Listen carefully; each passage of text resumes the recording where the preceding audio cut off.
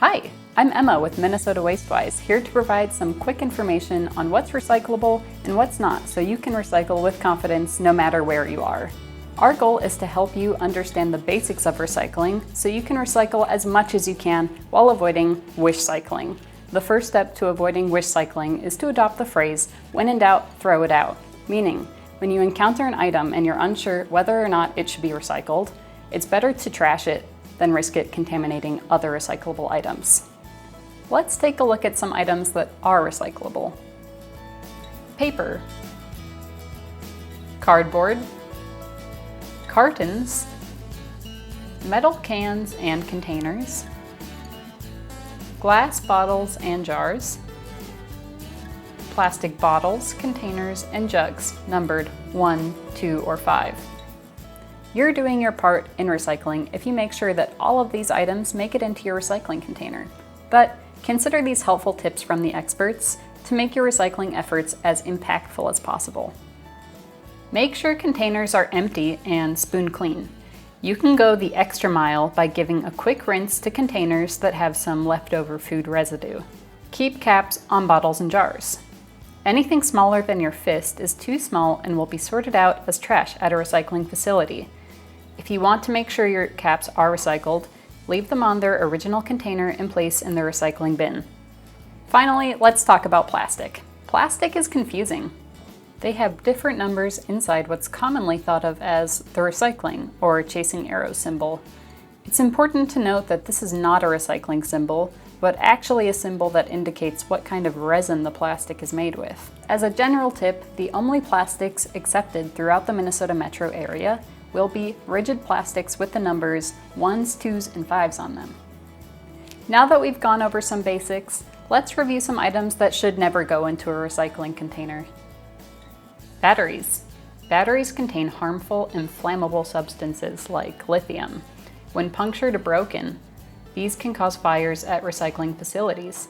Make sure to bring button batteries and rechargeable batteries to a participating take-back program or to your local household hazardous waste facility for free drop-off. Standard alkaline batteries are safe to put in the trash.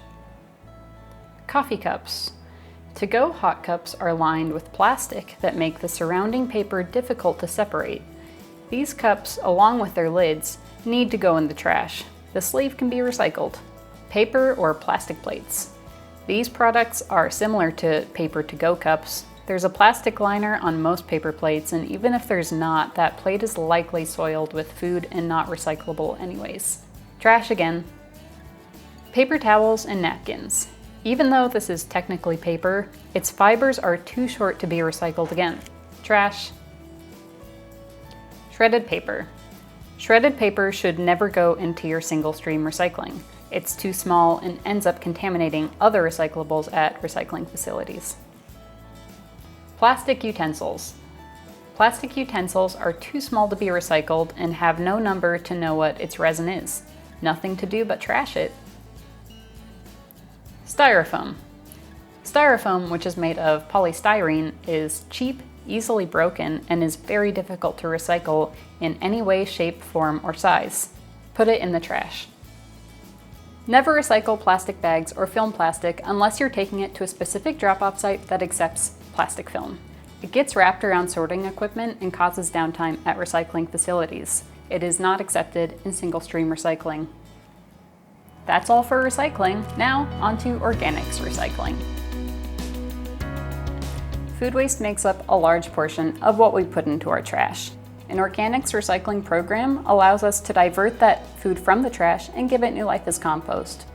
Compost is a nutrient-rich soil amendment that can reduce the need for synthetic fertilizers and contribute to increased soil health and plant growth. It's used in various ways throughout the community, from MnDOT roadside restoration projects to commercial construction to your own garden. Here's how it works. After being collected in your organics dumpster or cart, organic materials are transported to an organics recovery facility, or ORF.